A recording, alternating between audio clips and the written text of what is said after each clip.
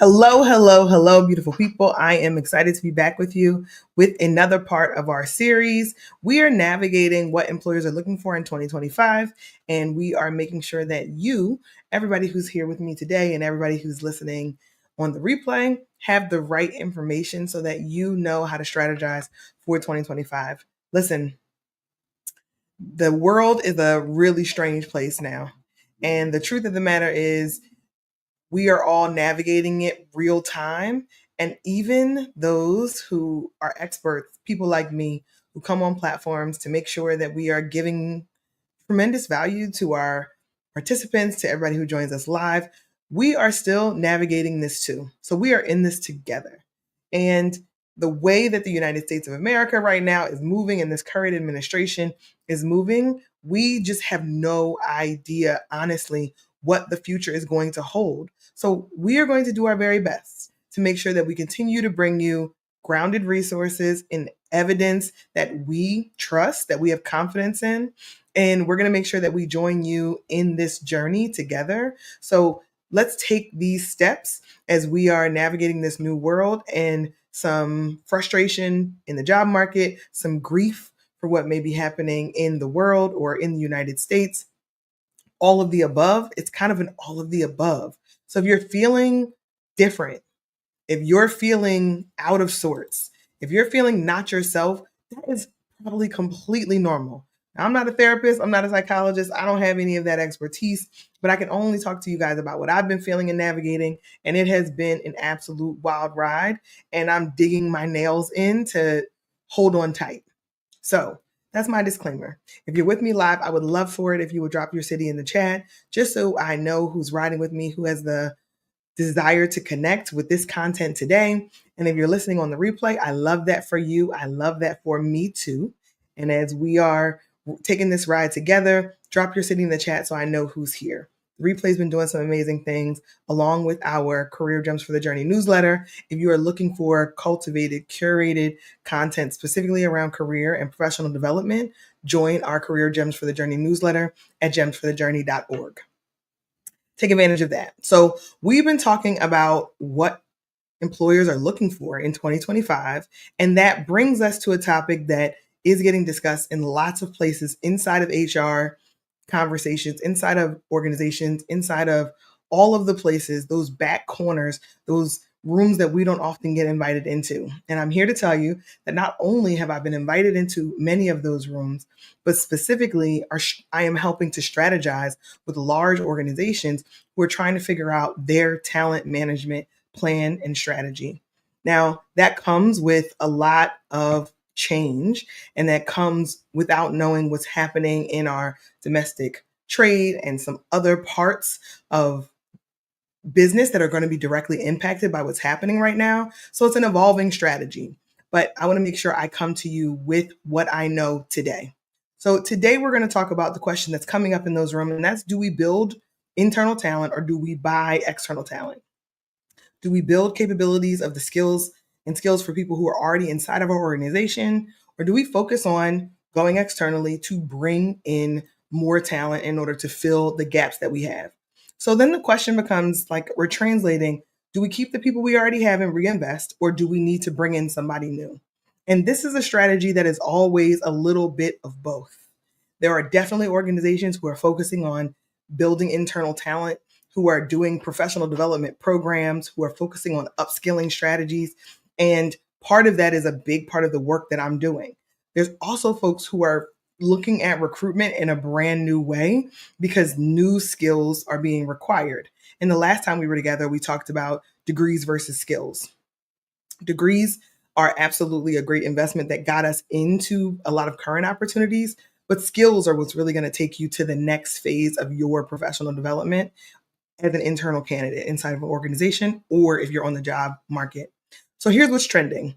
I'm going to read a note here. A lot of companies are realizing that external hiring has always been expensive, and it takes a lot of time to be able to bring that on board. There's a lot of steps. There's a lot of people in the market right now. Recruiters are kind of overwhelmed with the amount of talent that's in the market. So That means it takes time. So instead of thinking that that perfect new hire is going to solve the problem for the organization and check a box, they are also thinking about how do we bring the right skills inside of our organization so that our talent can thrive. So they're building internal learning programs, they're launching mentorships, development programs, they're giving special tracks that are AI driven to make sure that folks are using AI powered informational learning, and they're using the tools at their disposal, and then bringing on people like me, professional development experts, to help upskill their current talent for the job market and for the demands that are coming within organizations today. So this movement is really a game changer as we think about internal talent mobility as well as navigating the job market. So when I think about what I'm hearing most often, what it kind of feels very compelling to me is we should walk away with a couple of important things. Focusing on growth as an internal hire is still very important. And I don't mean just growth from a career growth standpoint. I mean, do I have skills that are fresh, that are renewed? Am I really focusing on a continuous learning model? And if that is what we're doing, then we're going to be positioned well. Continuous learning is absolutely necessary in the market that we're in because there is this idea of adaptability being very necessary. And though you may be a subject matter expert in what you've done for a long time, there's a certain need that is being developed now that fundamental subject matter expertise is a great resource. It's still an asset that the organization needs, but companies are looking for internal talent that has mobility, flexibility, and that comes because you've done the work to develop yourself. So now, what that means for you is thinking about how do I make sure I am looking for the right opportunities or raising my hand in order to get the development that I need. Now, you can do this as an internal candidate and you can do it right away. You can do it based on resources that your organization already has in place, but inevitably it's going to affect you. If you've been in your role for a while, then you might be asking, do I really need to get started? Is this important to me right now? And I'm going to tell you 100% the answer is yes. So if you are thinking, where am I in my own development? I haven't made this a priority. I've been focusing on all of the business needs and objectives for so long that I'm disconnected with what is important to be developing from a skill set going forward. Raise your hand for a stretch project. Take an opportunity to do a gig internally that gives you a chance to stimulate your development and give you a new perspective for what's going on inside of your organization. And it demonstrates a level of collaboration and will kind of force you to be in a learning mode, which compels all kinds of new behaviors. If gig opportunities are not something that's available in your organization, then it's a question of, have you had a development conversation with your manager around conferences, internal learning tools, or professional development opportunities that you see as a growth opportunity or will enhance your skills? And the other one is, have you even decided for yourself what you want to do in this current phase of your professional life and career? There are a lot of things that come on the table now that may have not been accessible in the past. And it kind of requires you to say yes to continuing down the path that you're on, or to decide, I want to make a pivot and make a significant shift and take on a whole new area. Maybe that looks like a cross functional role. Maybe that looks like a lateral move. But it does require you to actively choose. I think the idea of having a chance to be passive about your career and passive about your development and let the organization tell you where you're going, that time is really past. It requires you to sit in the driver's seat of your career as we're thinking about our organizations buying or building. If you're going to be if you're going to be the kind of talent that organizations want to build on, it's going to require you to take initiatives and to really take the reins of your own career. Because the truth is, opportunities are not going to tap you on the shoulder. We all understand that some people get better opportunities or get noticed because they're raising their hands, because they're visible. And that requires more effort and work. And I understand you have a full plate now that additional effort and work, maybe you don't have the capacity to do right now, but maybe you put that on the horizon as something you'll make capacity for in 3, 6 months or beyond. Because the best investment you can make day to day in your career is in yourself, in your capacity, in your capabilities, so that you are the talent that an organization wants to build further on. Or if you decide that you want to make a pivot, that you are the kind of talent that another organization wants to buy and bring into their organization. It comes from you. So even if you're thinking about, okay, I don't necessarily want to take any courses, I'm not in a position where I can make any major moves right now, there's still just the small things that people kind of take for granted. They're a little bit retro. So shadow someone in a role. If you're interested in working with someone who has a skill and competency that you don't have, shadow somebody inside of the organization. Ask someone if they're willing to let you shadow them for a period of time. Present that to your manager as a professional development opportunity. There's also this idea of what are your cross-functional skills that you are continuing to develop? And those cross-functional skills will position you as an even richer subject matter expert that's better informed. There's a couple things that are blinking here on the side, so I just want to make sure that I'm not getting distracted. So here's the gem. The system exists. We can argue about the system existing and being broken, or the system should look another way. And I'm happy to have those discussions. I actually enjoy those discussions. But the facts are the facts. Because the system exists as it is today, being someone who is willing to develop themselves and willing to invest in their future skills and upskilling their abilities is going to make you a better asset for the organization. So work within the system as we know it exists today and make it work for you. The only way to make it work for you is for you to be more proactive and to sit in the driver's seat of your career. Because your company is making investments in internal talent. You just want to make sure that you're on that list. The organization you're working for, I'm certain, is having these discussions, is making these decisions, and that organization is looking at individuals' names on the list. You're also, if you're thinking about transitioning and going to another organization, that organization is deciding what are the skills and competencies that we need to buy, that we need to bring in to make us more competitive for the future. So you investing in yourself is a strategic advantage, whether you stay where you are today or whether you transition into another organization.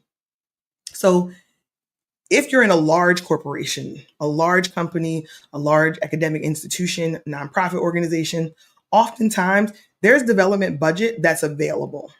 Now, this is the way most times you find out that there's development budget available. It's only if you ask. It's only if you're proactive and interested and you make the ask of, can I attend this conference? Can I use this professional development dollars in order to participate in this leadership academy or this professional organization? Only if you ask. There are amazing conferences. We did a whole series maybe 2 or 3 months ago on how conferences can be exactly the catalyst that you need in order to change the trajectory of your career. And you can do that through relationship building, but you can also do that through developing real time while you're at the conference, bringing back new skills and competencies or strategies that then you can apply. So ask for the development budget. If they're still doing internal programs, do the research to see what your learning and development department is offering for you, because normally those classes are already paid for and they're included as a part of your overall benefit. So because they're included as your overall benefit, it's no money out of pocket for you, and the organization has already committed to spending the dollars. So if that's the case, you can take advantage of those dollars because they already exist. And I want to make sure that you leverage that before you thinking about what it looks like for you to spend additional money on tuition reimbursement or other external programs. You can do both. Take advantage of your internal resources and also strategize for what external is something that you want to invest in or the company is willing to pay for. If your company is not taking any action, they're not doing professional development internally, if they're not affording you professional development dollars, That's information too. That tells you about the priorities of your organization, and you can use that information to make decisions on your own behalf. All of it is information. Don't forget that.